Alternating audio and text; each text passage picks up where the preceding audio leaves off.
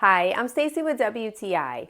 Just beyond this window is where I keep this awesome bird feeder. This is from FlowaFoli, and this bird feeder has literally everything in it that a bird could want. So this is a complete metal bird feeder.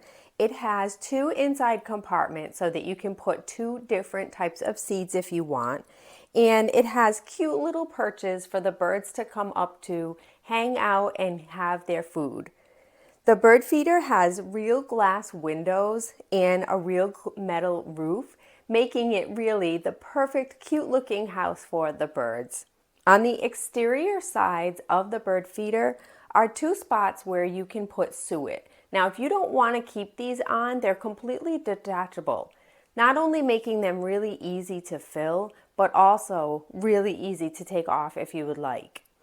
The bird feeder has a really heavy duty wire so that you can hang it anywhere and it stays in place. I really appreciate that heavy metal. It also has a small clasp so that the roof stays on. The birds love it. Within just a few days, they started coming up to it.